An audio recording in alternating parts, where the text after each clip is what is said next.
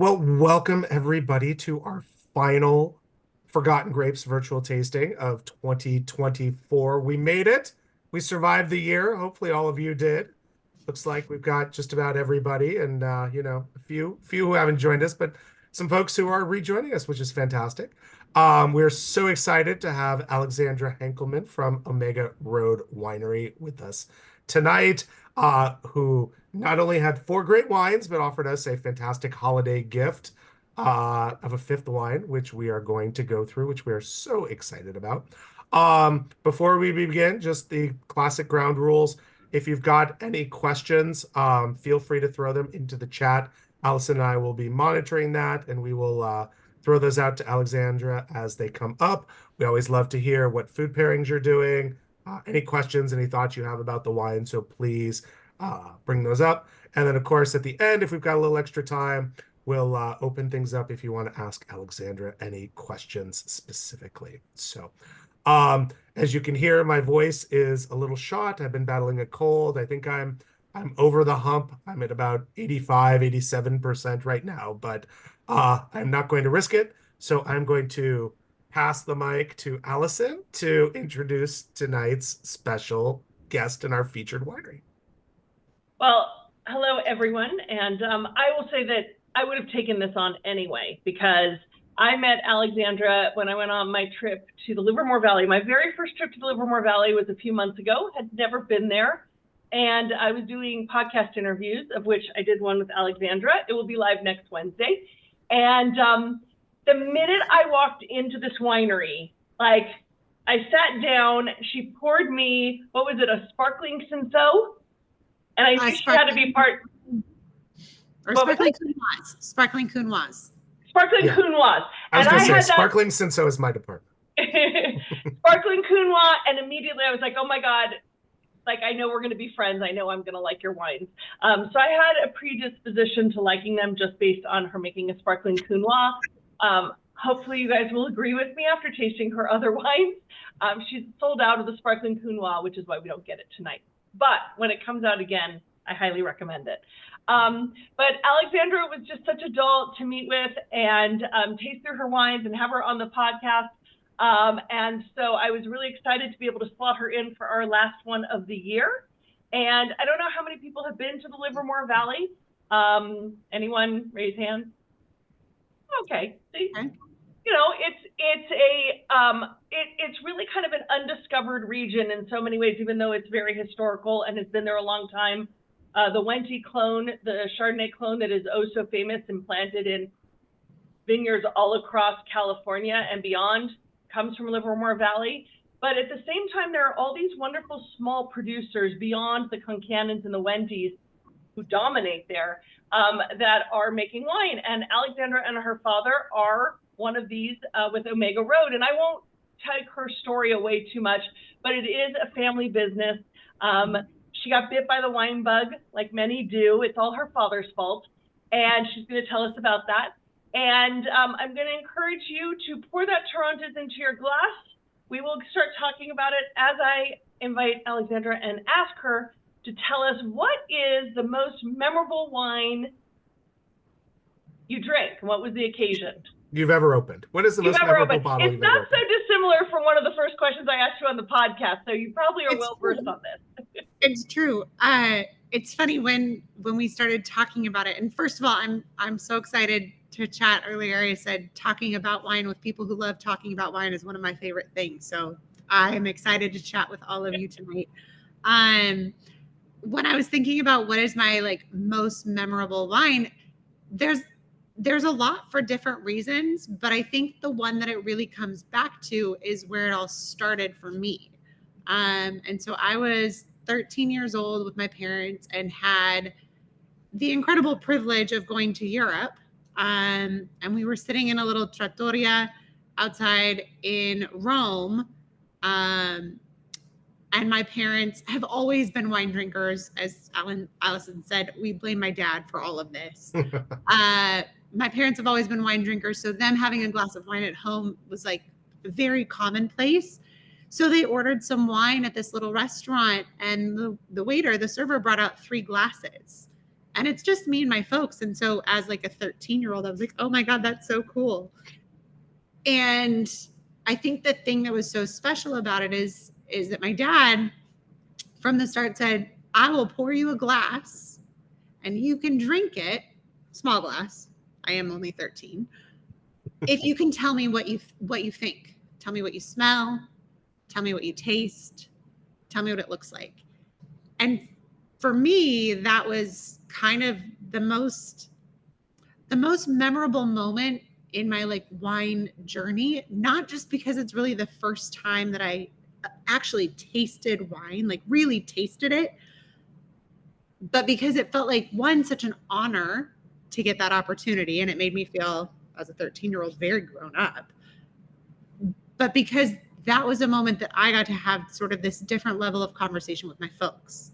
And so for me, that was it was a pretty momentous occasion. And obviously here we are,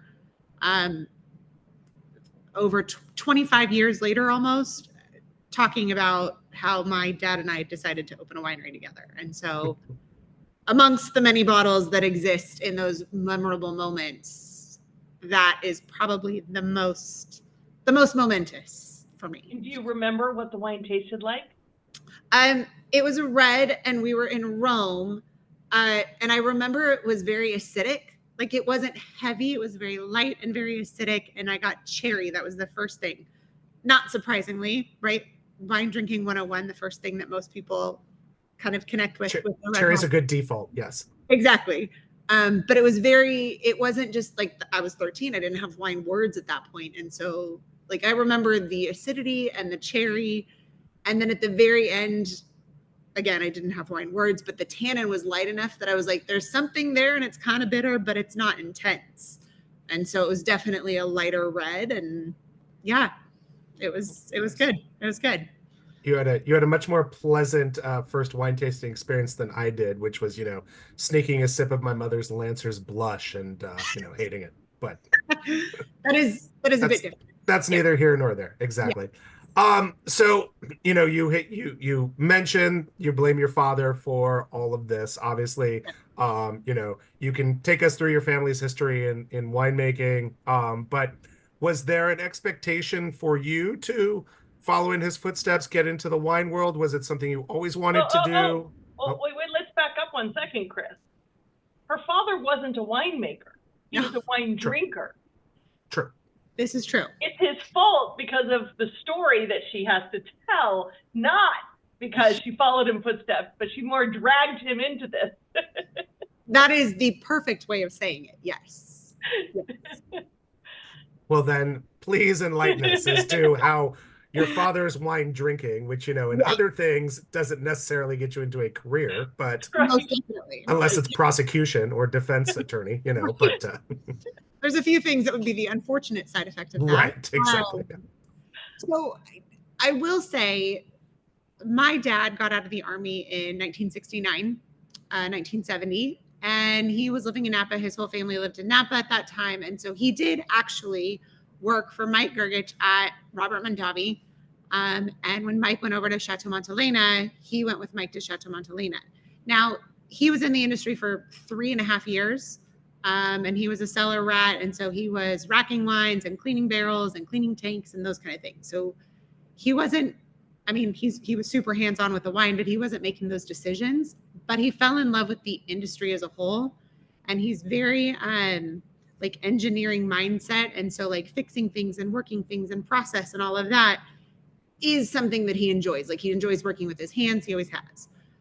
So fast forward from there, maybe 30 years, and he started making wine in the garage of my parents' home.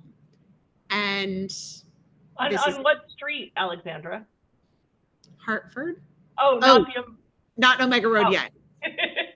I got you. So my parents, I had graduated college by this point and had moved back to the area. And thought it was kind of weird that, like, here's my dad making wine in the garage and not, your 5 gallons of wine like most home winemakers. He was making 50 gallons of 3 different varietals. So, like, this was becoming an operation. And within about a year, I started helping. I kind of got addicted to it. We started taking classes here at our local community college, which has an incredible wine and vit program. And like, that was it.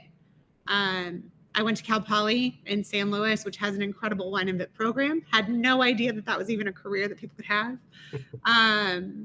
But it's all because my dad was fiddling and doing this hobby on the side that I really was even introduced to this as an option for a career and as an option for something to do. And so for many years we made wine together. And at some point we sort of jumped into it and said, I guess we'll start a winery. And so our first winery was on Omega Road in San Ramon. It was a commercial building, but it was a former home. And so we were making wine in the garage. It was maybe 150, 200 square feet, if that. Wow.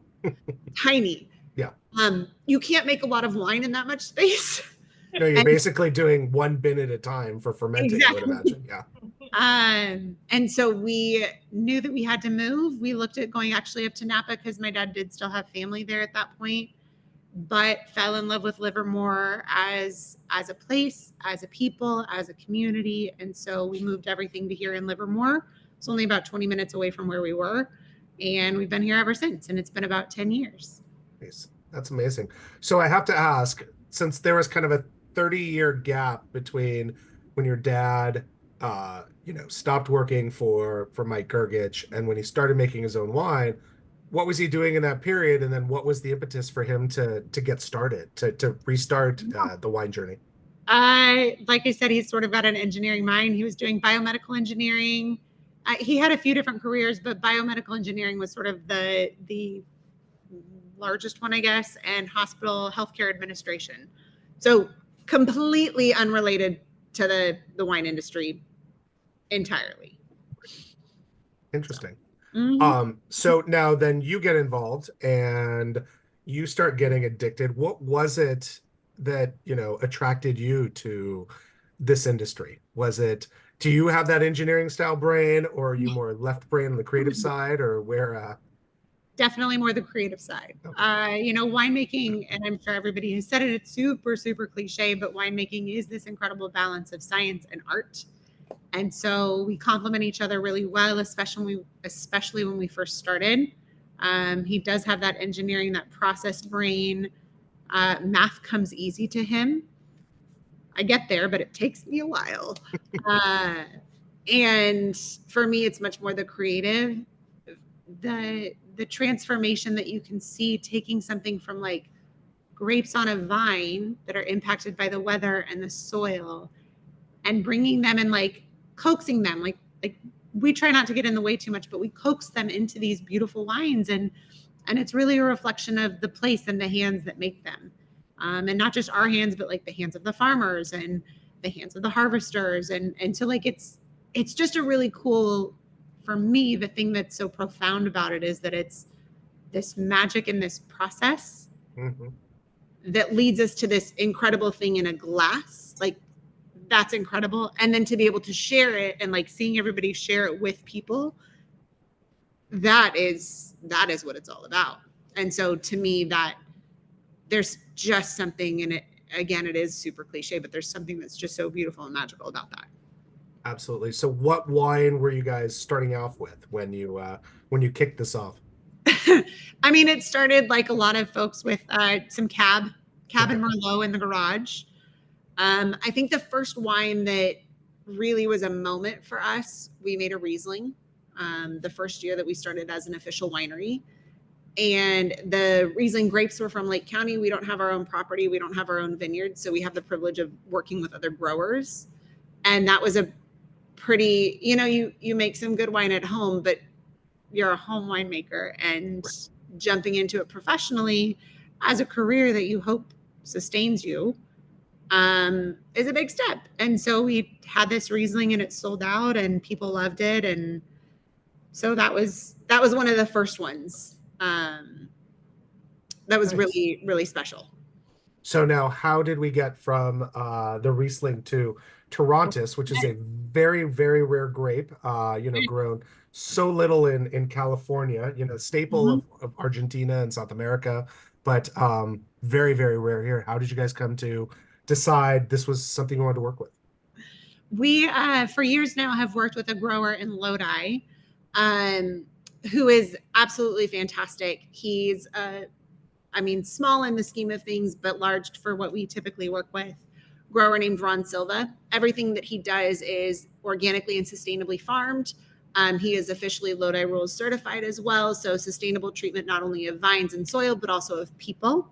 And those are things that are really important to us. And so many, many moons ago, about 5 years ago, my dad was picking up some grapes that we had purchased and some Albarino. And he offered my dad, hey, I've got some extra Torrontés. Would you like some? Wow. And so my dad said, sure. And we have this pattern where my dad will say yes to something without us talking about it as a team. Ah, okay.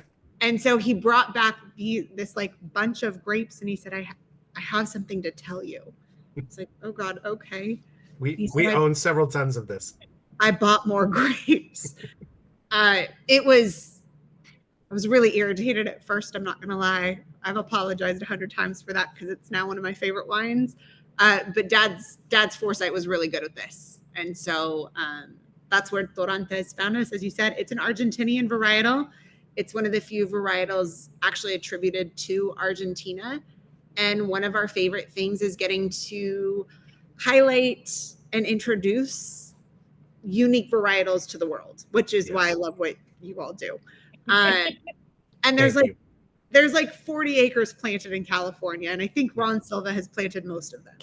He's a legend in the Forgotten Grape circles because he's basically the man who introduced Torrontés to it's like that Bob Costas sketch in Saturday Night Live. But yes, introduced Torrontés to California. I mean, I remember the first time I ever saw it domestically, it was always Silvaspoons Vineyards. I think there at this point is maybe one other grower, but it's such a small vineyard that it's used pretty much internally. And so, I mean, Ron is incredible. We also purchased some Mencia from him. That's the Mencia that we get. Right. And always trying to expand. And like I said, he's an amazing grower, cares about the vines, cares about the soil, and cares about the people. And so for me, when you have all three of those and comes out with incredible grapes, it's a winner in my book. Absolutely. So Torrontés is usually a grape that is light to medium bodied, very fruity floral notes, bright acidity. Obviously this has bright acidity and we'll get into it, but how do you make this wine? Anything special, or is it just press and stainless steel and let the grape speak? Pretty much. I mentioned earlier, we try to be a little bit more hands off with the wine. I wouldn't go so far as to say we don't do anything. Obviously, we're still in the process of it. But we really do our best to allow the grapes to speak. Sorry, that's my dog. Okay. We allow the grapes to speak. And so it really is, we bring them in, crush them, press them, ferment them, and then wrap them into some stainless steel and let them sit for a little bit. And then we bottle and release. And it's about less than a year typically from like start to finish. Because we do love that acidity and that freshness and that hint of floral that is subtle but really beautiful. It's like Viognier-ish, but not fully. It's a derivative of Muscat of Alexandria and Criollo Chico. And so the Muscat really comes through, which is interesting. Yeah, because you really get those floral aromas, like, you know, the kind of jasmine flower, white flower, very dominant, but you also get kind of a citrus note, crisp apple, you know, kind of a stone fruit quality to it. So, you know, it's got all those things you want in a white wine, right? I mean, you want the fruit, you want the floral, and then on the palate, I mean, I've been sipping it. It's bright and fresh. I mean, what more do you want from a white wine? Yeah, it's kind of the opposite side of the coin of a Gewürztraminer, where they both have those overwhelming floral fruit salad aromatics on the nose. One just happens to, I mean, there obviously are dry Gewürztraminers out there, but most Gewürztraminers tend to be off dry, whereas Torrontés is always, you know, bone dry. You don't expect that crispness, that tartness, that acidity coming off of that nose. Definitely. Yeah, and it's nice because this is it sits on the mid palate, so it has a nice little weight to it. And I know that what comes with that, unless you have any other thoughts on how it tastes, is Chris is going to ask you the next question of what do you pair with this wine? Apparently, I can just mute myself tonight, and Allison will ask all the questions. It works out perfectly. That's good too. That I think is one of my favorite things about Torrontés is that it is Millie. Hey, sorry. No, it's all right. I've got Walter Snacks over here sleeping, but he could pop up at any minute. I think what's so beautiful about Torrontés is that it is refreshing, but that body to it means for me that it's like I deal with things that are a little bit spicy. So like pad thai is my jam with this. We also have an amazing restaurant here, Burmese food. And they have this sesame chicken and it's like ginger and sesame and crap, it's good. That sounds delicious. That's fantastic as well. So anything with like a little bit of that ginger spice to me is just on point. And because it has like that body to it, it can stand up to those things without overpowering or being overpowered by those foods.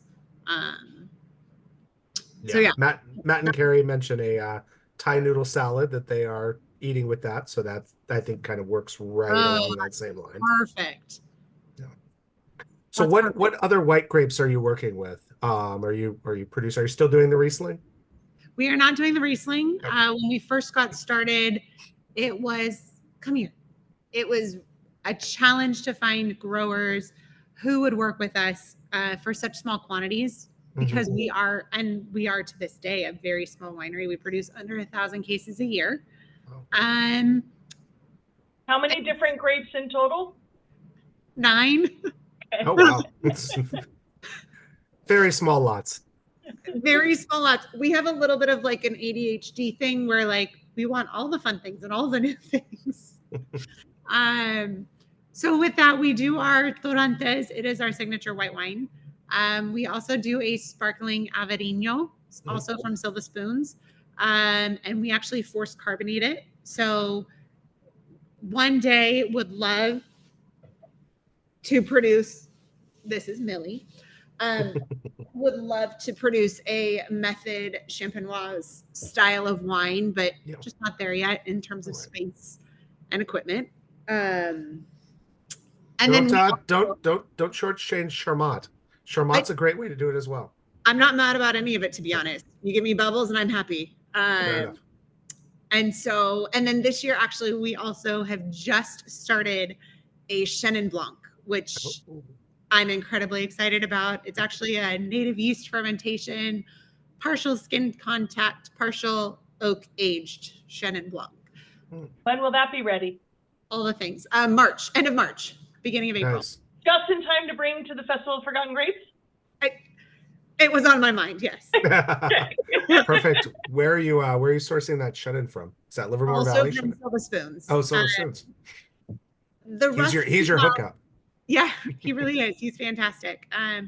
The most challenging thing, Livermore is incredible because they grow everything, right? Most regions tend to, when you talk about Napa, it's typically Bordeaux style wines or Bordeaux varietals.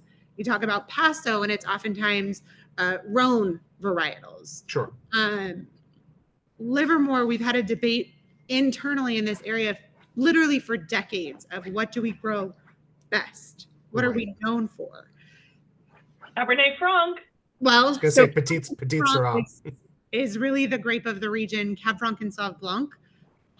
But we grow not only Bordeaux varietals, but also Rhone varietals incredibly well. And so it's with that, though, there's not as many of the unique varietals being planted. There is some. Yeah. Our Counoise is from here in Livermore, so there is a little bit, but just not as many. So we're really thankful for partners like Ron who grow great fruit and we get to purchase it and use it. That's fantastic. Yeah. So we'll move on. And if you've got 2 glasses handy, it's fun to do a side-by-side of the 2 Carignans. So we have the 2021 Carignan from Contra, Costa County. And then the also 21, just the regular Carignan from Sandy Lane Vineyard. And this one's from, it's a limited release. So it's, I guess it's a blend of different vineyards, which we will discuss. But it's actually not. They're both from Sandy Lane exclusively. Okay. Yes. Got it. Okay, perfect. But yes, Alexander recommended doing these side by side, which I think we need to do. So if you've got a second glass, take some time out now and pour them side by side. And take us through why on earth you made two Carignans. Yeah, because what's great is same vineyard and same vintage. So yes. So it all started 2020. If you all weren't familiar, was a little of a rough year. Minor global pandemic, major fires everywhere. It was a little crazy. And so as we were coming out of sort of that season, and our harvest was pretty interesting because of that. But as we were sort of coming out of that season, we started really digging into what do we want these grapes to look like? What do we want to showcase? How are they best going to represent themselves? And so we had this idea to do a stainless steel Carignan, but a stainless steel aged red wine. We wanted something that was going to be bright, approachable. People didn't always want something heavy coming out of the pandemic because we were all drinking perhaps more. And so we wanted something that was going to be a little different. You say that like it's a bad thing. Right? Right. That's right. I'm in good company here. You all understand. All of our dads are prosecutors or defense attorneys. And so Carignan kind of was born. We started with the 2020 vintage. This is the 2021 vintage. It spent 9 months in stainless steel. And then we didn't even filter it. We racked it into bottles, corked it and let it sit for about a year. And this is where it's at now. So the reason to really we wanted it to be a testament to like what we all really needed was a little connection and a little caring for each other in a season where things were really trying and things were challenging and things were hard. We wanted something that was going to be easy. And so that was our Carignan. It is 100% Carignan from Sandy Lane Vineyard in Contra, Costa. The soil is super sandy because it's about a mile from the Delta, less than a mile really. And so you get really good drainage, and these are nearly 100-year-old vines that this is pulled from. So you get that depth even in a stainless steel Carignan. In a young Carignan, we do typically release it a little earlier. We have about 2 cases left in back, and so I thought it would be fun to do a side-by-side with these. Yes. And then the oak age spent about 2 years in oak. Not to skip ahead too much, but it spent about 2 years in oak. So you really get a comparison of in neutral oak. We had a barrel of neutral, and then 2 barrels of twice used. Okay. So largely, we work with not new oak. New oak has a lot of benefit and has a lot of value, certainly, but we like to be a little bit more kind of reserved with our oak treatment. We like to highlight the grapes, and any oak benefit is really more in the aging process than it is in the flavor. And that happens kind of more over time. The longer it spends time in those oak barrels, once, twice, and 3 times used barrels, you get some of those flavors and some of those aromatics without them being overwhelming. And so that's typically our process and our perspective on oak. Which is why you do have both, the neutral and the twice used oak. I hope everyone is getting a chance to taste these side by side, because to imagine that they're the same grape and from the same vineyard, picked the same year, they're completely different wines. Mm-hmm.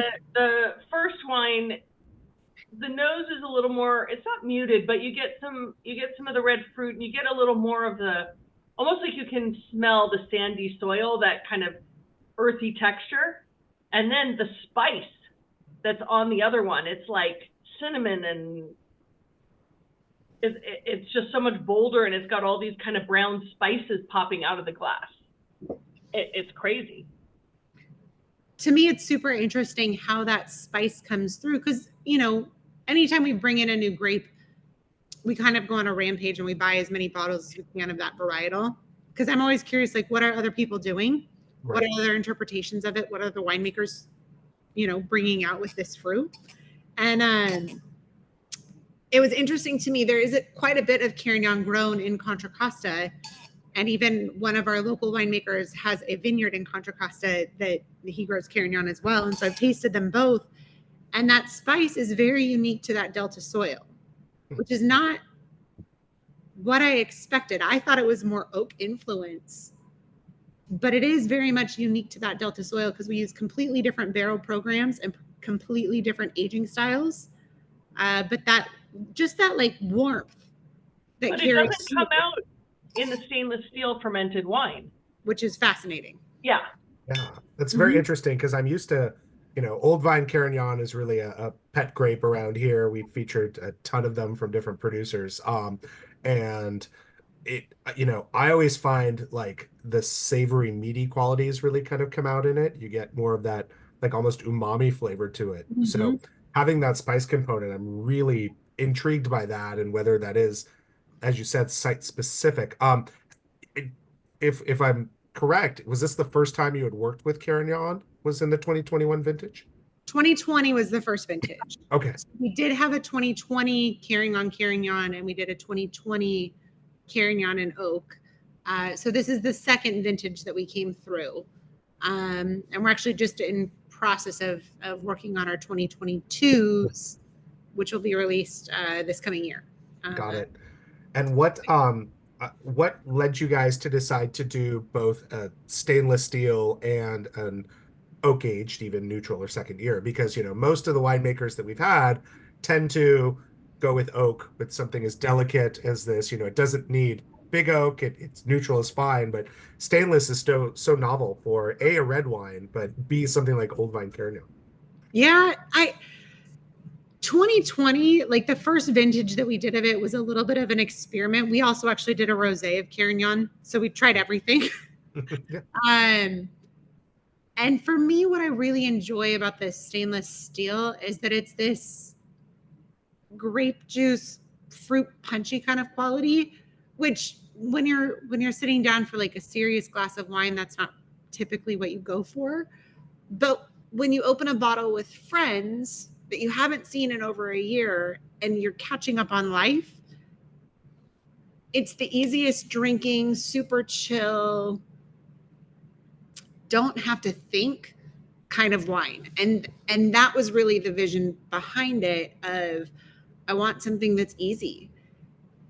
And for the wine geeks in all of us, if you want to dig into a little bit, you really get to see the expression of the grape come through, which I think is really cool and interesting in a different way that you don't get from that oak influence.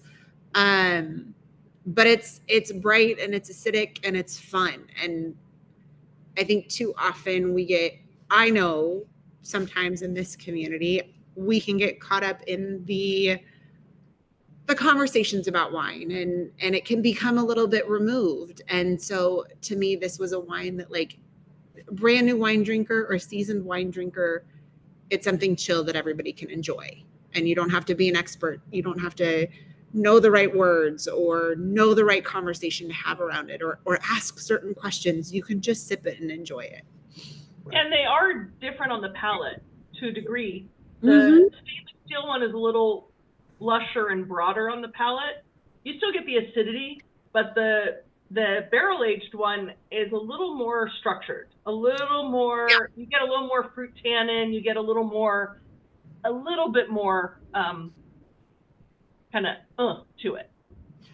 Which is interesting to me. I 1,000% agree. To me, the oak aged is a little bit lighter because of that fruit punchy kind of quality. I think it's a little bit more rounded. If I go for a glass, 100 times I will go for the oak aged because I think it's really elegant. But again, I think giving people different ways to experience wine is really important, and different opportunities to experience wine is really important. And so for us, it was a really fun way to sort of like dig into that and introduce people. And we've had new wine drinkers in who love it. And we've had, like I said, seasoned wine drinkers who love it. And they'll open a bottle of that on a hot day and they're good. And at the end of the day, I mean, it's rare that you can taste a variety made from different producers, but to taste one variety made two different ways, and you can like both ways, and that's great. And then you understand the diversity of the grape. And if you prefer one over the other, again, it's a great way to say, oh, you know, I like a little more structure, or I like this. It doesn't mean you don't like the grape. And so often when people don't know anything about a grape they try, the first time they try it, they say, oh no, you know, I didn't like Carignan because what? Because the one example they had, they Right. have no reference. This is kind of a fun referential point. Yeah. And oak age, by the way, is the not the Carignan. Yeah, so Patty and David, all red label is stainless steel.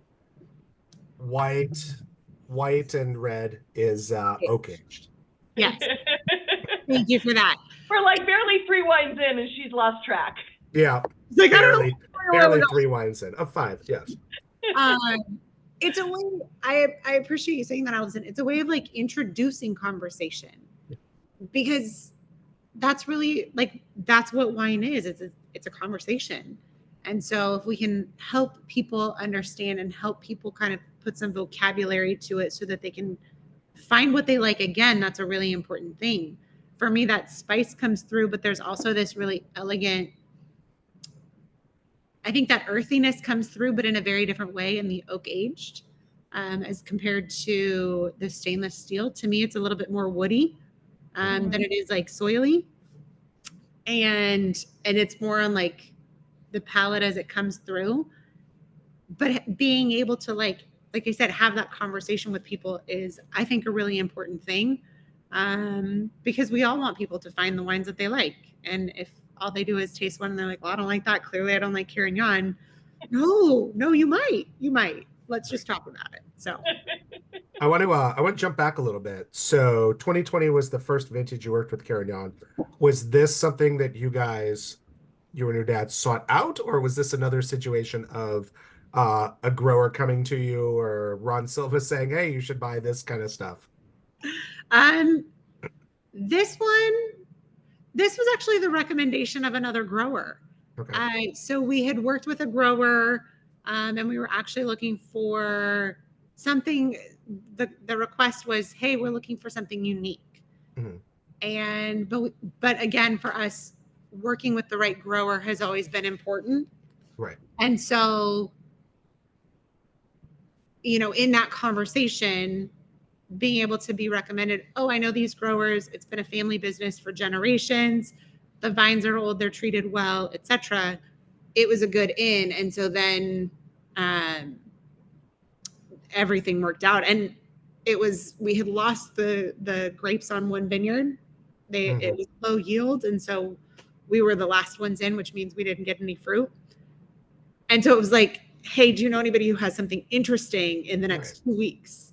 And literally they responded, we reached out, and they're like, oh yeah, we've got some, you're welcome to come out, but we're actually harvesting in 2 days if you want to bring some bins by. I'm like, okay, sure. I guess we'll do that.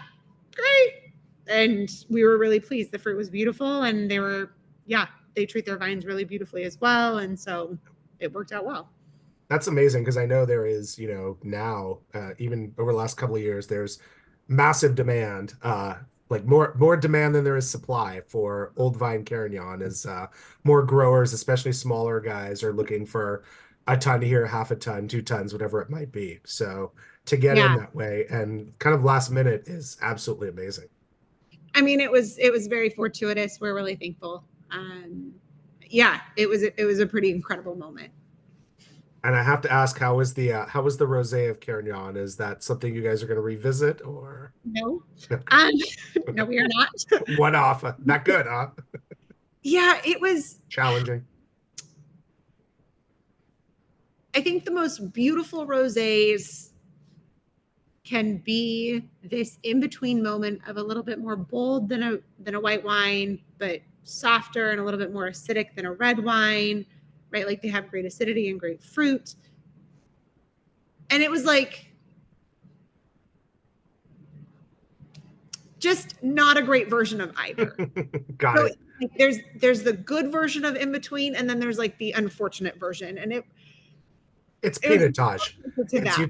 You take 2 great grapes and you think you're going to get the best qualities out of them. You cross them together and you get the worst possible combination. Right. Like it could have gone fantastic, and then it just didn't. So that is not one that we will revisit, unfortunately. Fair enough. So Matt and Carrie paired this with a cheese course, it looks like. A Le Petit Basque, a 15-year age Gouda, and a 4-year-old age Manchego, and said that it is so good. They preferred the oaked one. Go ahead. Well, I was going to say, I was reading the chat also. Okay. So I'm curious, which was your favorite cheese? Am I allowed to ask that? Yeah, absolutely. Yeah. Okay, what was your favorite cheese? I also love cheese. And again, my question was, do you like the oak one preferred without cheese and then with cheese, or with a particular cheese? I like them both. I like it with and without, but I love this Le Petit Basque. I had to go to Lazy Acres because no one carries it. So I had to search for it. And it says it specifically goes with Carignan. That's why we got it. Oh, Love wow. it. That's Excellent. crazy that there's a cheese out there that specifically goes with Carignan. I love it. It's my new favorite cheese. I'm writing a note. We have the most incredible cheese shop here in Livermore. So for those who have been to Livermore, this might be a new one. If you haven't, you all just need to come, because the food and wine game in Livermore is real fantastic. But this cheese shop is incredible. They feature all local wines, but cheese from all over the world. It's incredible. So I'm definitely bringing this in to him and saying, we need this. Especially because it pairs with Carignan. I know, Yes. Exactly. Now carry my Carignan. Yeah. Actually, I think he has some right now. So it's perfect. Good. It's perfect. Well, then, yeah, bring in this cheese. Exactly. So more bottles. Yeah. Now he should carrying in here. It should be like a little holiday He'll pack. carry more Carignan is what he'll do. Carry more Carignan. Carry on, carry. Yes. We're getting into Dr. Hook territory here. So, so we know that there is a cheese that goes well with this, but what other food pairings would you generally put? For me, with most old vine Carignans, I actually always say that they are the best steak wine in the entire world. There's nothing that gets that savoriness, has the acidity that cuts through the fattiness, even better than Cab. But I don't want to sway you in any direction. No swaying necessary. I 1000% agree. Fantastic with steak, especially like just a little salt and pepper. Really ideal. Yep. We also just got just this past week this poblano. It's like a dried fire roasted poblano seasoning. And it's just poblanos, and so like a little bit of that over a steak with the Carignan would be amazing as well. And if you like tacos, carnitas tacos and Carignan it does the exact same thing. It cuts through like the fattiness and has a nice acidity to it. It's outstanding. Do you do a salsa verde on top of that, or no, actually, just like a little light pico de gallo. Okay. So not too intense, not too much, just a little bit of that and a squeeze of fresh lime. It's delightful. And that would go for both Carignans, or is one better with? It would go for both. I would tend to go oak aged with that. Yeah, I would tend to go oak aged. I think it's a little more subtle of a pairing. So for the stainless steel age, what do you recommend with that? Just drink it on its own? I mean, drink it on its own. Also, tomato dishes are really great with it because it has that like bright fruity quality. So even if you go as simple as like a spaghetti bolognese, it's really amazing. And it doesn't have the tannins, which are going to fight with the tomato sauce. Exactly. We actually did a pasta making class here at the winery a week ago, and we used the Carignan in the sauce and then poured it for everybody as well, and it was fantastic. Nice. Yeah, I could see that, or even like a roasted tomato soup. So a tomato soup with a little more of that depth and richness and that kind of charred note too, I think would go. Terrific. Especially if you add in like a little roasted red pepper. It'd be really nice. Yeah. Absolutely. Everyone hungry now? Yeah. Cheese crusted croutons, if you want what am I cooking for dinner tonight? Little creme fraiche. Boom.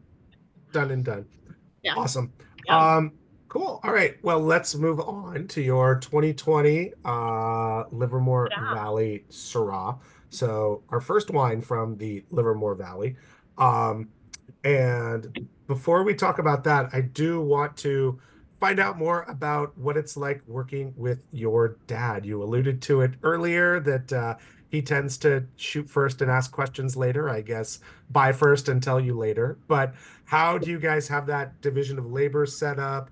How does the winemaking work? Is there a consensus? Does somebody have final cut, as they say in the film world? But I think that shoot first question and ask questions later is a Henkelmann trait. So I also do the same thing, in all fairness. okay. It's a challenge we both have. It's working with someone, you get to learn a lot of things that you would have never known about them. And that is no different when working with your dad. He's awesome. I mean, I'm so thankful for him, and he's pretty incredible. And I would say for the most part, 98% of the time we work really well together. Typically, we'll talk about things. And like I said earlier, winemaking is science and art. So there's process and there's procedure, and then there's flavor and profile. And so we always try to bring those things together. And so that has been, I think, probably where we work best, is understanding how those things benefit each other. And so if we taste a wine and I say, I tell him it's like, I like the fruit on the front palate, but I'm wanting something a little bit deeper. Like, we need to build that depth. I'm thinking we put it in this kind of oak, or it needs this kind of quality. And he's usually really good about kind of countering that or balancing that, of like, okay, I understand what you're saying. Let's use this type of oak for these reasons, and so we tend to have some really good conversation around it, and are able to work together most of the time. We both still have those moments of like, oh, I did a thing. Sorry. Whoever gets in earliest gets control of that day's vintage, basically. It is a little bit of a funny game, because I also do a lot of I manage our club, and I sort of manage our tasting room as well. Like I said, we're a small winery. And so there are moments, especially during harvest, where but working with the wine is my favorite thing. And so I'll tell him, hey, I'll be in tomorrow at 9:00, and we'll get started on these things. And inevitably he is there at 8:45 already getting started. So I have started saying, hey, let's get started at 9, and then I'll be there at 8:30. He's an engineer where 15 minutes early is on time. Exactly. On time is late, and 5 minutes is might as well not show up. You're done. Yeah. I do love the, let me game him by 15 minutes. We're so similar. Go to his home and set the clocks forward, back a little bit. Yeah. We're so similar, which is most of the time great. And then there's those moments where it's gaming the system, and he has his way of doing things and I have my way of doing things, and they're just different enough that it doesn't actually make a big difference or a big deal. But when I can get in that little bit earlier and set it up my way, it's nice. Even I figure that a father-daughter relationship is a lot better than a husband and wife relationship when it comes to working together. I think so. At the end of the day, he's still my dad, and I'm still his daughter, and it's just me. I'm an only child, and so I think that helps also in a lot of ways. Every daughter knows that at the end of the day. Yeah, exactly. It's still dad.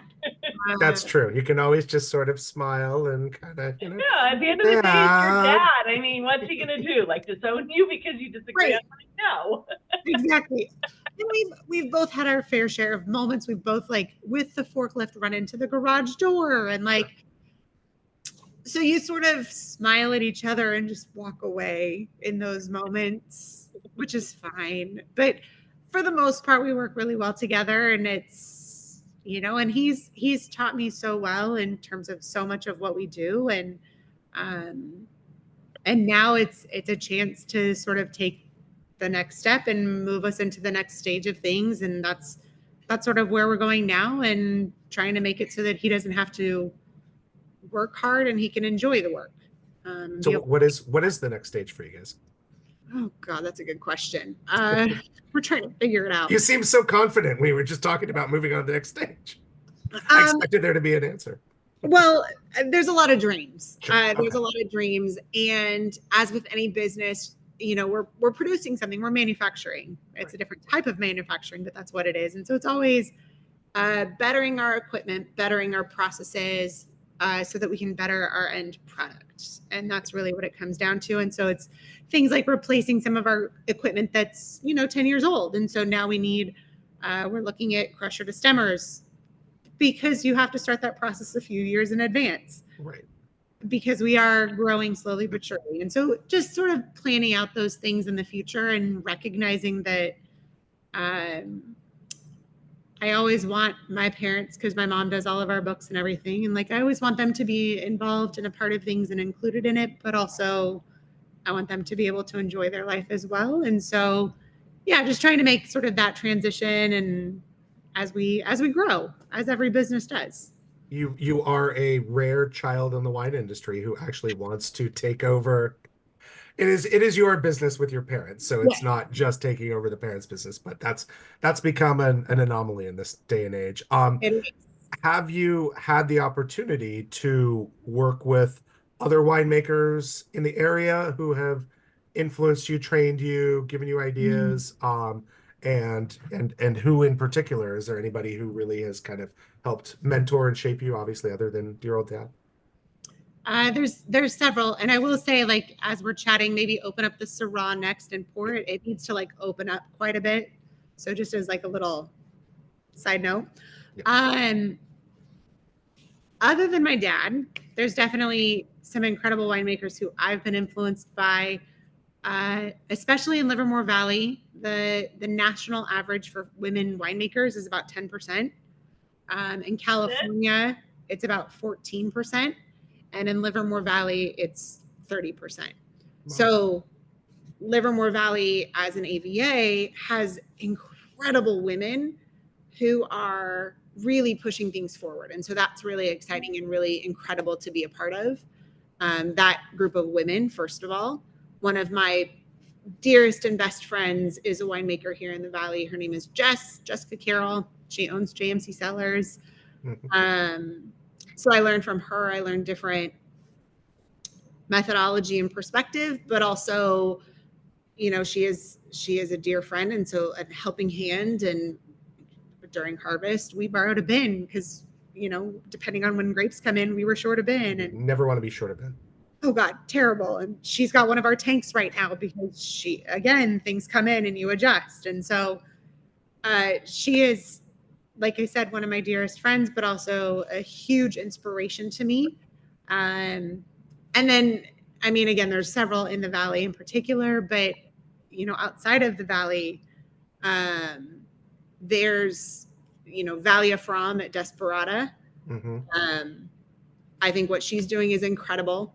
Absolutely incredible. Martha Stoneman, she's up in Sebastopol. She's incredible as well. I love. Former Forgotten Grape Wine Club featured winery. Excellent. Everything she does is incredible. Yep. Acquiesce over in Lodi. So there's many. Another former alum. I love it. Yep. I'm sensing a theme. Well, you're in good company.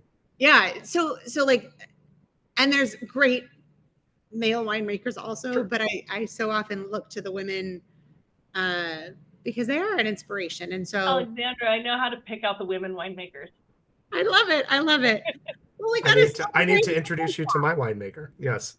Because there's, traditionally a male-dominated industry, but even that, there's these incredible women throughout history who brought the industry along. Now Madame Clicquot is now becoming world known, but she created the riddling rack. We wouldn't have champagne without her.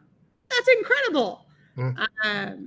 And so I just think it's pretty spectacular. So, although I tried to watch the movie and I couldn't get through it, I'll try again. But I haven't tried yet. But we have a couple of gals who work for us, a mother and a daughter, and they said, like every 10 minutes, they're like, "That's wrong. That's wrong. That's wrong." Yeah. Reminds me of Bottle Shock, which was like half a great movie. I just, I tried to watch it while I was traveling, and I gotta say, like, I have a rule not to watch anything less than a 7 out of 10 out of IMDb, and this one's in the 6s, and there's a reason. It's not bad, but it's not like grabbing you. It's not compelling. Well, but speaking of, I will say, because I know you're not smelling this one, Chris, and I know that Alexandra, you said it needs to breathe a little bit. I think initially it's a little off-putting because there is kind of a smokiness to it, but yeah, we have to kind of talk about the 2020 vintage because, I mean, no matter where you go in California, that's kind of the overarching story of 2020 was the fires, the smoke, and how much tonnage was lost to smoke taint that year. But this isn't smoke taint that we're getting smokiness. This is different.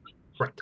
I mean, talk about it. That's fine. But I think what happens is once you kind of swirl it and give it oxygen, you start to pull out, like I'm getting chocolate notes now and tobacco, maybe a little of herbal. Maybe it even gets into like a chocolate mint of some sort, like a very light mentholy chocolate. So, I mean, I don't if you can separate the effect of smoke taint in wine and then where this kind of smokiness, flintiness is coming into your wine at first. For sure. It is true that 2020 saw a lot of smoke taint in wines. Almost every region throughout the world, frankly, was affected. Yeah. The interesting thing is this was actually brought in pre-fire exposure, smoke exposure in Livermore. Yeah, because most of the big fires happened in like late September, early October. Correct. So this was actually brought in kind of early to mid-September. It ripened actually pretty early in the season. We were all a little surprised and glad because you start hearing about the fires and you're like, yeah, let's bring that in real quick. Let's go. So the difference typically with smoke taint, a lot of times what you'll smell is, so there's smoky. You lose the fruit. Yes, you completely lose the fruit, and it's like all you get is like this acidity, acrid. Yeah, it's that more of that like forest fire, like where you really get that like strong acrid smoke scent, not just it that like burns your nostrils. Right. Even if you're not in the fire, it feels like you are.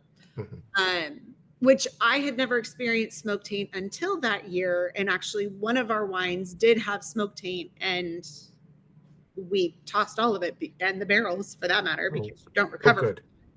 Yeah, there's a lot of places selling it as barbecue wine. So, we weren't going to do that.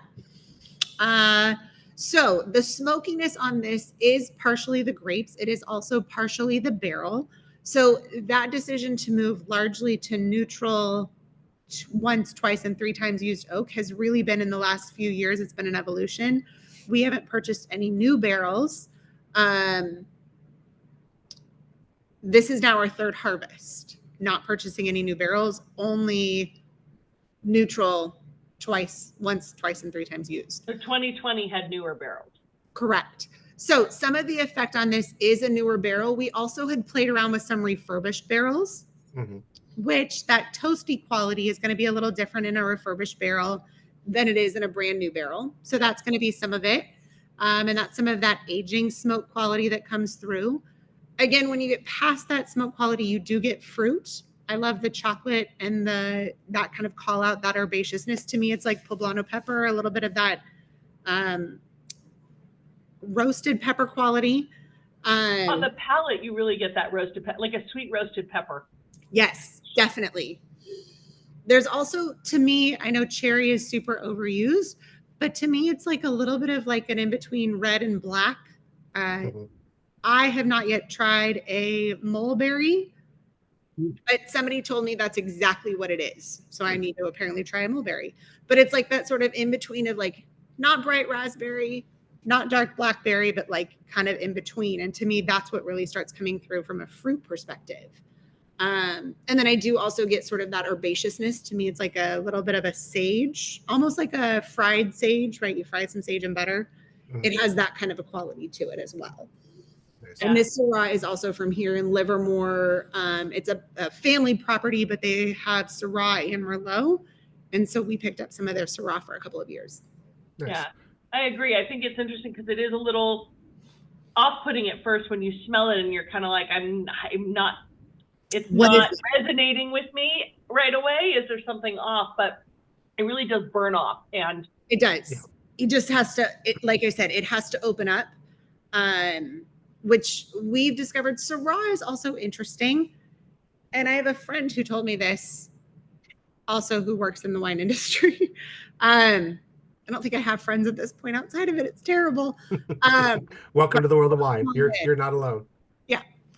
Even my boyfriend, I've now brought into the wine industry. He has his own wine beverage brand. So we talk about Syrah because typically, you know, you harvest and year 3, Syrah goes through a little bit of a funky moment. Mm-hmm. So this is a 2020. So 2023, it went through a little bit of a funky moment. It usually lasts 12 to 18 months. Oh, look at what time it is. It's 2024. We're right in that finishing up period.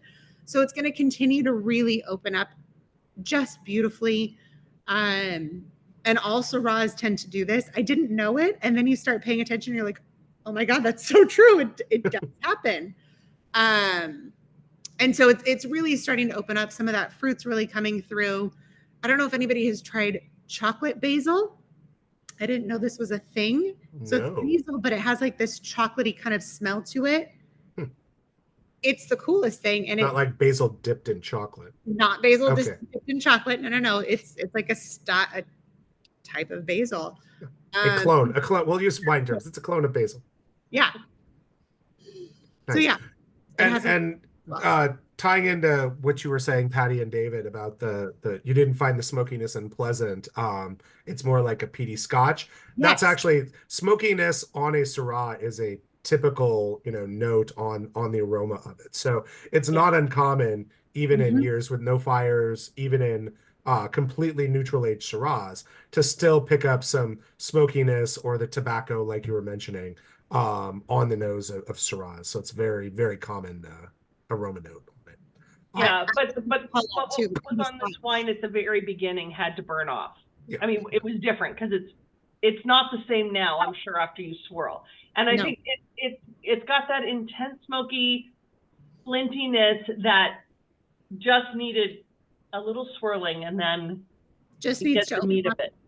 Yeah, it just Matt? needs to open up. It's a wine that I would decant a lot of times as well. Like if we're having it with dinner, this is one that I don't typically decant wines because it's one more thing to clean, just being real. But this is a wine I would definitely decant because it helps aerate that. It helps open it up a little bit. Nice. Matt and Carrie were asking, what is a refurbished barrel? Oh, that's a great question. So oak barrels are toasted on the inside. And when I say toasted, oak barrels on the inside, they're burned, basically. It used to be with like an actual fire in the ground, and they would stick the barrel over it, and it would give it this charring on the inside, just like you get with bourbon barrels, and just like you can get with some like whiskey barrels and all of that, right? So it's charred on the inside because that helps to open up the grains a little bit and release different flavor components. But as you use those barrels multiple times, the effectiveness of those flavor components sort of dulls. So when I say we typically don't use brand new oak barrels, it means that those cinnamon, clove, allspice, nutmeg notes you would get on an American oak barrel are more muted with every time you use it. So the first time you put wine in it, it's going to be pretty intense. The second time it will be less intense. The third time even less. And by the fourth time, Classic you're half-life. neutral. Yep. Exactly. A more neutral barrel. So you're not getting influence of those flavors, those spices. What you're getting is influence of the oxygen exchange in the barrel, which helps to age it. So when I say a refurbished barrel, it means that a cooperage, where they make barrels, will take a barrel. Oftentimes they fully take them apart. They shave down the staves, the wood beams on the barrel, the inside, so that there's no more evidence of wine, and it's back to new or neutral oak. And then they refire it. And so that's a refurbished barrel. Now, the challenge is, even though you still get that influence of a freshly burned barrel, which sounds Charred horrible, barrel. Yeah. freshly charred barrel. Charred is the classy way to say burned. You don't want to burn steak, but a charred steak is you delicious. char it. Right. So once you get that, recharred barrel, the staves are actually a little bit thinner. So it doesn't necessarily have an impact on the wine. You should still get those same flavors coming through. Like on an American oak barrel, you're still going to get that cinnamon, that clove, that spice, that vanilla. You'll still get those flavors, but your oxygen exchange is going to be a little different. And so it'll age a little bit differently, typically. And so that's all I mean by refurbished. It's a way of extending the life of a barrel and still retaining some of the flavor components out of that barrel. I hope that. There you go. The more you know. Yeah. And food pairing with this Syrah? I see chicken tagine, and that sounds freaking fantastic.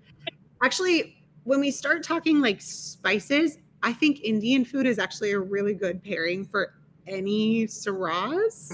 Interesting. Butter chicken is, always a favorite. But there's something about the spices in Indian food and the way they're able to do like cinnamon and turmeric and olive, saffron even, in this beautifully savory way that does really nicely with Syrah. So I would tend to go Indian spices. Like a chicken masala would be fantastic as well. And then one of my favorites also is like a cassoulet. So like a sausage and pork and beans and all of that. Really beautiful too. Interesting. And maybe going with those spices and kind of that direction, I could see like a mole as well. If you're doing a nice chicken or a lamb mole, in the classic Oaxacan style could be really delicious. Really beautiful. Definitely. Fantastic. It's perfect because, if you think about the Rhone Valley and the Syrah and like cassoulet. There's a reason there's those classic pairings. Syrah lamb. Yeah. Yeah. Boom. Yeah. Perfect. All right. No cassoulet for me. Too many innards. Fair enough. Last but not least, no innards on this one. Storyteller. 2019 Storyteller. Your blend, your more traditional blend. Yes. Take us through, how did this wine come about? So we typically highlight single varietals. It's funny, years ago, I was talking with someone and they were introducing me to one of our local colleges here. And she said, here's Alex. She has a winery here in town. They specialize in red wine blends. Oh. And I was like, oh. No, we don't. Do we do that? And so now it is the running joke of like, this is our specialty is red wine blends. That being said, so when we do think about blends, they aren't typically, outside of one, they're typically not very traditional. And so that is why I wanted to include this. So typically when we think Bordeaux, we think, our Cab Sauv, Cab Franc, Merlot, Malbec, holy shit. Verdot. Petit Verdot, maybe some Carmenere. Yeah.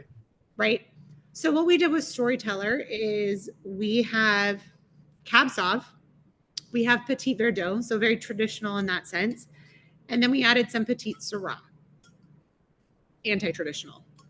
And really, when we talk about blends, for us, the most important thing is really creating something that's going to be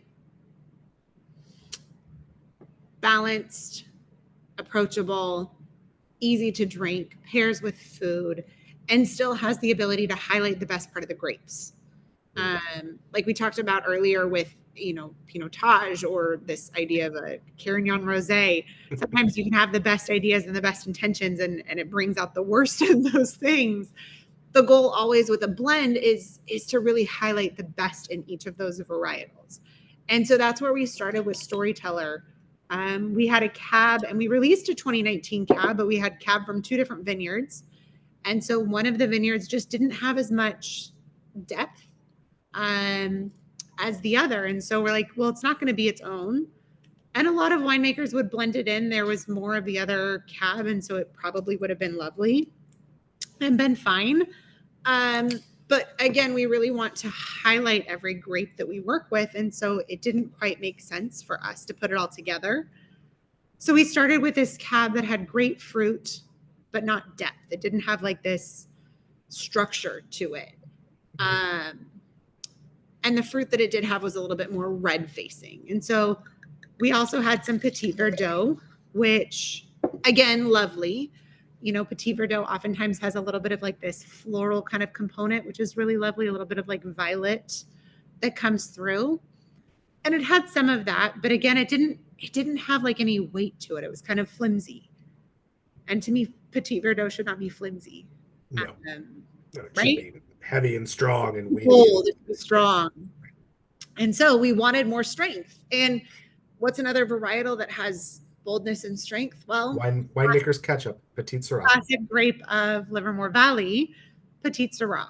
So Petite Sirah was first varietally labeled in the United States by Concannon, one of our founding wineries here in Livermore. John Concannon brought cuttings over and officially released it as Petite Sirah, which had never happened before. Mm-hmm. And so Petite Sirah, just like Chardonnay, largely in California up until about 15 years ago, 2 decades ago, was 80% of it was from what was brought over by the Concannon family. But we wanted to create in this blend something that had structure, that had balance, that had fruit, that had floral qualities, and all came together. And so that's where our, Cab, Petite Sirah, Petit Verdot blend came in. 2 petites in a cab. 2 petites in a cab. And that's the total blend. Is Cabernet Sauvignon, Petite Sirah, Petit Verdot. Correct. 50% cab, 50% petites, 25 of each. Okay. And we're really excited about it. The name, I had gone on a kick of naming wines poorly, unpronounceably. I got creative ideas to combine words, and my team was not very thrilled with me.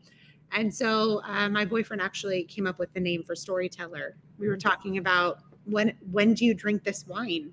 Tell me about like what's the moment. And I said it's the wine that you open with friends after the best dinner, and you sit and you're, catching up after 5 hours together, and this is the wine you drink. And so he's like, Storyteller. Yeah, that's it. That's perfect. And so that's where it landed. And I think it still lives up to all of that. It is a 2019. We released it 2 years ago in 2022. So it had about 28 months in barrel, and then just a couple months in bottle before releasing it, but it's had some time in the bottle. And I think it's done it really well, and it's aged really nicely. Even though 2019 wasn't that long ago, 5 years in the wine world these days is a pretty solid aging time. And so I'm really pleased with it. Nice. Was this the first vintage you did of Storyteller in 2019? It is. We only have one blend that we do every. But you're known for your red blends, right? That's what Omega Road is known for. That's what I've heard. Right. That's what people tell me. Yeah. Many people say, yeah. So many people. The best people. Anyway. The best people who really understand. So Storyteller is pretty much one of a kind. We haven't made this blend again. We do a rumored red blend, which is typically our lightest, easy drinking red wine blend. And it's a melange of different grapes and different flavors and different styles and things like that. And we come out with that every 2 to 3 years. Okay. Other than that, the blends really come down to what do the grapes want. And so, after Storyteller, we did a couple of blends in 2019. We have a 2020 blend, and then the next blend we did was a 2022. And so, which was a Menthea Carignan, also not typical. Wow, nice. Which is lovely. And actually, I was going to send that, but we have literally like 14 bottles, and there's not enough of that. Sell that bad boy out. Yes, vintage 2 might be coming of that. That's one that we might replicate. So yeah, that's the story with Storyteller. I think that even though they're all common grapes, and even though as a glass, it's very familiar, I think, in terms of the profile, but I think it's so cool how it can be so familiar, even though we're not using like a familiar blend necessarily. And I think that's kind of fun and different. I don't think there's anything wrong with using familiar grapes. I mean, we love our Pinot Noirs and we love our common grapes, but you're right. It's a unique blend because a lot of times when Petite Sirah is blended in, Petite Sirah takes the front stage. Tends to overpower things. Yes. It's why it's winemaker's ketchup. Yes. Yeah, but it's not in this case, and so it's really it's an interesting blend, as you were saying, and not typical. Yeah, I think we do have another blend that we also used Petite Sirah on years ago, and it's technically 76% Petite Sirah, which technically we could then label it as Petite Sirah, but it was so not typical Petite Sirah that even that I wanted to stay away from calling it as such, because it wasn't a reflection of what was in the bottle. And I think similar with this, we really want to reflect what's in the bottle, and like, this is what came together and this is its moment, and I don't want anything to outshine. If it's going to outshine, then I've done something wrong with the blend. That's my perspective.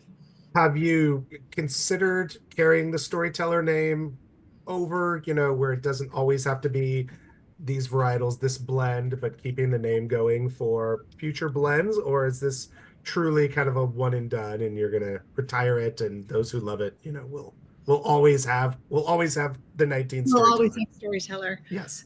I've gone a little bit back and forth on it. To be honest, one of the privileges of being such a small winery is that we do get to experiment and have these like one-offs that happen because of a moment in time. And I think those are magical moments. But then there's things like this where you're like, it's a great wine. And so how do we replicate that? Yeah. I will say so I'm not sure is the short answer. As we continue to grow and find wines that we want to make, or wines that we want to make in our version and our style, it's less and less of this group speaks to my heart. It's less of the Cabs and the Merlots and all of that. And it's the Mencias and the Torrontés and, things like that. And so probably less likely that we'll have this or something like this in the future, but I'm never going to say no to that either. Yes. Does your dad share that same flair for adventure? He really wants to keep pushing into lesser known and uncommon forgotten grapes. He does. Wine always was for us an adventure and a discovery. And I think it's a different way, just like people do with food. It's a different way of discovering the world. And so he's always loved that as well. Although he does love his Cab, and every year, should we do a Cab this year? I'm pretty much Just for him. No. Just set a baseline. Be like, if you can find us, $500 a ton Cab, we'll do 1 ton of it for you. Yeah. I will say, Cab Franc is really becoming sort of the grape of Livermore Valley. It's what we're really staking our name behind.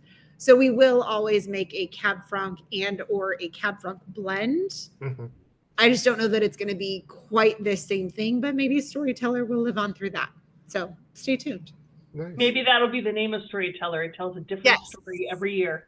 Every vintage. Yes. Exactly. See, there you go. And then you could have chapter 1, chapter 2, chapter 3. I love that. See? Yeah. And you gotta keep renewing the IP to own it. So bear that in mind. I'm actually making it because I do love that. Go for it. Absolutely. It's yours for free. No royalty. Excellent. Thank you. You're welcome.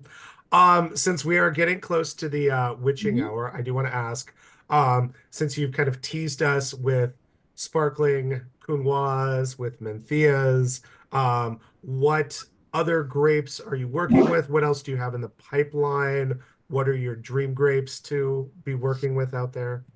So things that we've got coming up, we do make our sparkling rosé of Counoise. That is, so near and dear to my heart. I love it. That'll be coming out in May. and we like doubled our production this year on it because it sold out so quickly. So not to worry. Nice. That will be available.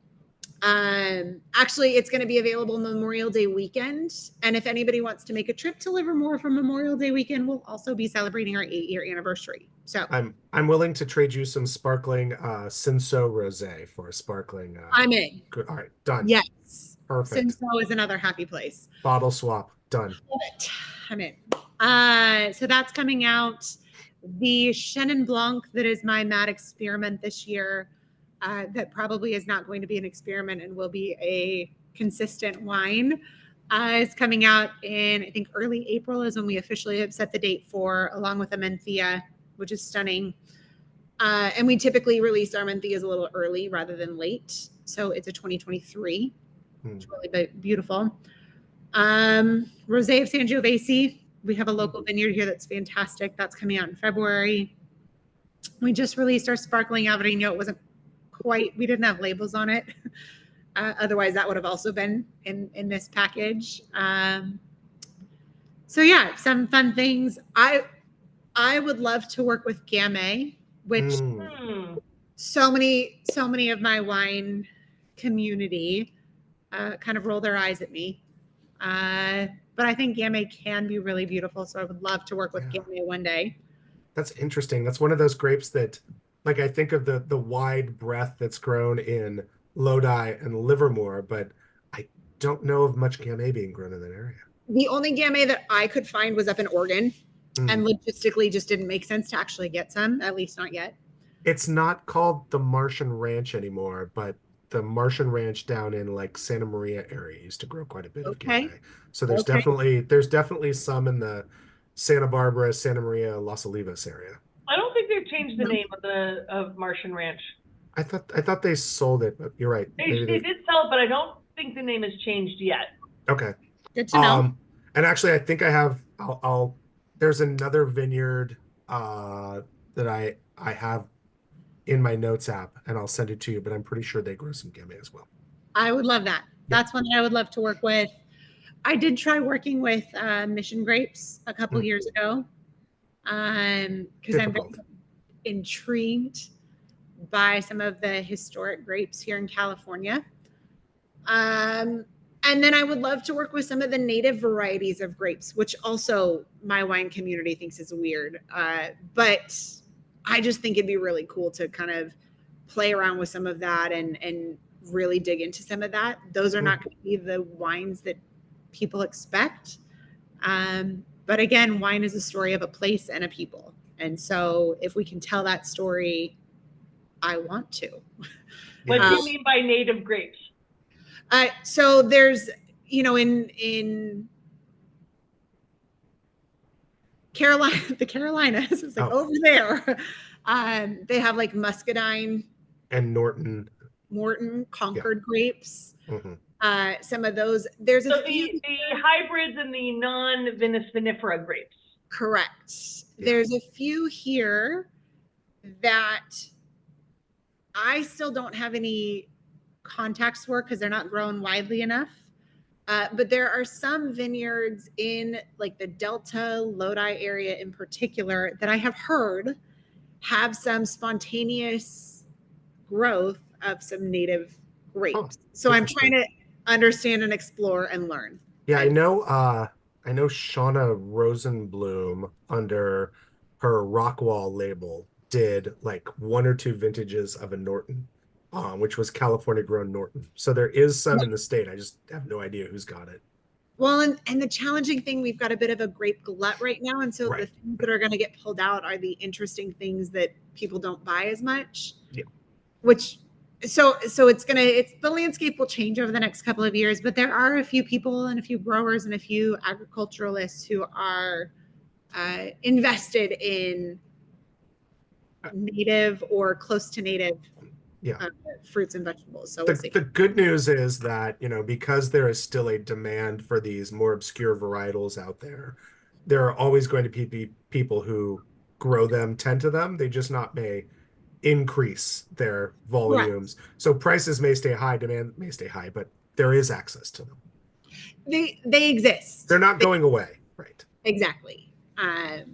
So yeah, and we'll see what comes of that. But I am excited for some of those type of wines and grapes and some unique things that may come with that. Nice.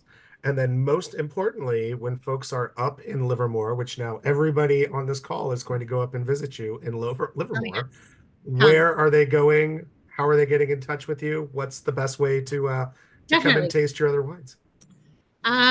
Well, you can follow us on all of the social channels at Omega Road Winery. I would say we're probably most active on Instagram and respond as more quickly on Instagram, but we are also on Facebook. We don't do the TikTok thing, and we don't do the Twitter X thing anymore. Snap, MySpace. It's XX. We've XX. But our tasting room is here in Livermore. We are located in an industrial complex. It's very cool. There are 8 different wineries, a distillery, and 2 breweries here in this one little area. And okay, you guys need to. And a music center. And a music center. So this needs to be branded. And It is. We are considered Vasco Row. Okay. If you come in July, we do Jam in July, which is really fun. Altamont Brewery is probably the most well-known brewery from Livermore Valley, and they sort of host it at their space, and there's music and food and events and all kinds of cool stuff. But just know if you go to Vasco Row, Omega Road is like the next building over. You have to walk Yes, steps over to them. this is true. But you can find us on the Google and Yelp and maps and all the things.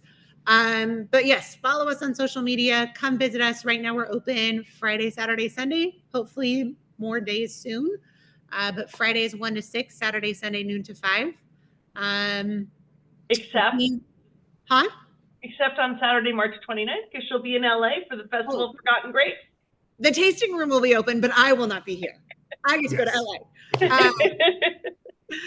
LA. So yeah, we love getting to host people here. We've got crudité boxes from a local chef. We've got cheese boards available from the Cheese Parlor, which is our local cheese shop. Both of those should be pre-ordered, just as a heads up. But we do flights, we do glasses, we do bottles. We also have wine on tap now, which is very cool. So we've got a kegerator all set up. Our sparkling Alvarinho is currently on tap, as well as actually some of my boyfriend's wine cocktails. His brand is New Vintage Beverage. So at Drink New Vintage, shameless plug. And yeah, we love getting to host folks and geek out with people about wine and have good conversations about wine. It's the best part. Very cool. And how about your wine club? We had somebody asking about that. Yes, we do a wine club. So we actually have 2 options. Our Taste Omega club is 4 bottles 3 times a year. We do 3 major releases a year, spring, summer, and holiday. So we just had our most recent release. And those are typically around $150 a shipment. And then our Nice and Easy Club is 2 bottles every month, shipped directly to your door. Those are typically $60 for the wine. And then, of course, there is a shipping charge. Of course. One day I'll be able to waive that, but not yet. Right. And then we also have a really awesome Substack community that we've just launched, which is just at Omega Road Winery. And so I'm the one typically behind the keys. And so I write newsletters to everybody and share information with folks. We're going to start doing some videos soon as well. So those are fun. So yeah.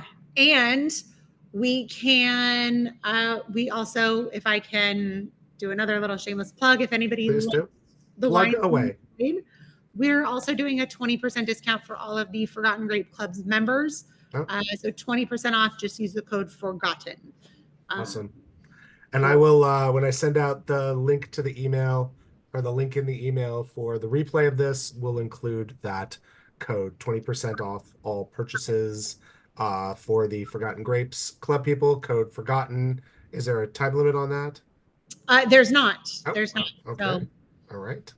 keep So ordering. load up for the holidays, but next May when that sparkling Counoise comes to town, Heck yeah. hit that If you code. order now, I think you could get sparkling Alvarinho by New Year's Eve. Oh, very nice. Excellent. saying. Perfect. Well, thank you so much, Alexandra. This was amazing. We are excited to have you at the Festival of Forgotten Grapes on Saturday, March 29th at Frankie LA in downtown LA, same venue as last year. You are going to have a blast, and all of you who attend are going to have a blast. Tickets are, of course, available right now at festivaloforgottengrapes.com. Go there and check it all out. At this point, if you've got a couple of minutes, do you mind sticking around if anybody's got any questions for you? Happy to. Happy Perfect. to. Yeah, feel free to unmute yourself if you've got any questions or comments. I just have to say all the wine was amazing. Thank you. I loved all of them. And going back, just so you, like on the Carignan, I love the oaked one, right? The half red and white one. Yeah, I love that one. The other one was a little too, I mean, it was good, but it was a little fruit punchy for me. I got the total for it. It was like my Crystal Light, kind of, but it was good. Okay, but big You difference just want the between fruit crystal, punch you and don't want the Crystal light. We Yeah, like to put a little alcoholic grape juice sometimes because it's real jammy, real fruity. And I'm excited you're coming to you weren't at the festival last year, right? Were you at the festival? No, I'm so excited. When I got to meet Allison this summer, we started talking, and it was like an instant, like, oh, you get me. And so when I heard about the festival, I was like, that's somewhere we need to be. We have done things like Garagiste in the past. Oh yeah. But I'm stoked. And yes, we'll have the Chenin Blanc for that. And I've got some other things that I might be bringing too. So we'll see. Oh, good. Yeah, a shameless plug. I thought it was fantastic. I'm so excited. I forgot to buy my ticket yet. I have to buy it tonight. Yeah. But I actually joined a wine club there, Marshall. Do you remember Marshall? Yeah, of course. I joined their wine club last year there because I love all the wines were so good. And it's from these small producers. You guys brought in great wineries, and I thought it was fantastic. So I'm excited to see what's coming back. Well, it's quite a lineup, but I will say that it was funny because I never go in with a single hat on to anything because, I do multiple things, but I had a single purpose when I was in Livermore. I ended up writing a story about it too. So it was a dual purpose, but I wasn't intending to write a story. I was only there to do podcast interviews. And literally sat down with her and she poured that sparkling wine and I was like, oh, we need to talk. I've got a wine club for you. I've got an article for you. I've got everything for you. So it was immediate. She had me at sparkling Counoise. That's my number 2. I will say, I mentioned earlier one of my dear friends, Jess, who is also a bit of a wine mentor to me. So she's also going to be at the Festival of Forgotten Grapes. That's right. Her brand is JMC Cellars. Yeah, she's coming. And so what happened is I mentioned to the two of them about the wine club, and the whole idea was to do it in 2025 because we've been booked up. But our December slot opened up and we slotted Alexandra right into 2024. Yes. And we were very excited. Very excited. So our very first Livermore Valley winery. Mm-hmm. Yeah. It's a cool region. Like I said, if you guys haven't been up yet, definitely come up and join us and there's some cool stuff happening for sure. Even the I was gonna say even the big guys, Wente and Concannon, do some. I know Wente does a Cinsault from some older vines that they've got on the property. There's some Counoise that's being grown by one of them as well. So Wente is in the Counoise. Yep, maybe that's what it was. Yeah. How many wineries are in Livermore Valley now? Officially, there's about 45 of us. And most of us are located right here in Livermore Valley. So Livermore Valley is sort of part of the Tri-Valley area. Most of us are within a couple of miles from downtown Livermore. And then we do have a winery as well right on the outskirts of Sunol. They do some beautiful Pinots out there, which is surprising in Livermore, but they're fantastic. But about 45 of us. I'm intrigued by Storyteller.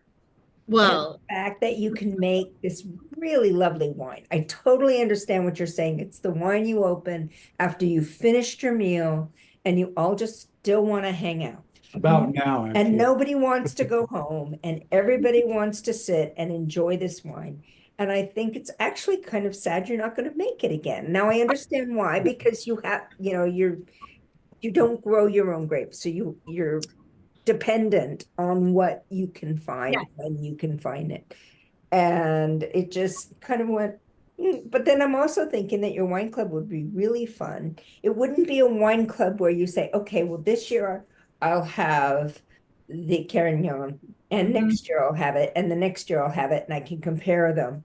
I can just say every single shipment, maybe it's one and only, and therefore it's going to be fun, but I can't get attached. I love that. I will say, like, our Torrontés is pretty much our signature white at this point. So, like, that's a standard. I think the Chenin Blanc is going to become a standard also, because I love it so much. It might just become my wine. Are you sourcing that Chenin from Clarksburg? No, actually. I did look at Clarksburg, but again, Ron Silva has not much of it planted. There's only about an acre planted. Oh, wow. And he had a long-term contract for a while, and then that canceled. And so we got to pick up some of it.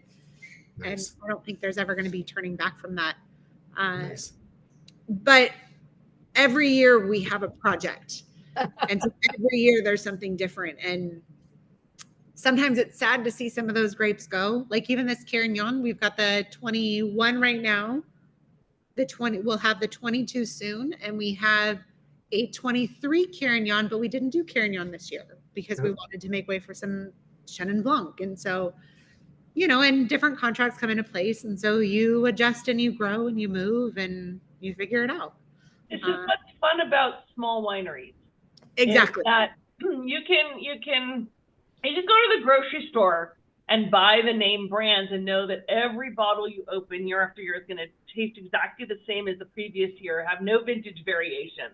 And then you can have fun by supporting small wineries that every year is different, not just in the vintage, but literally in the grapes that they buy.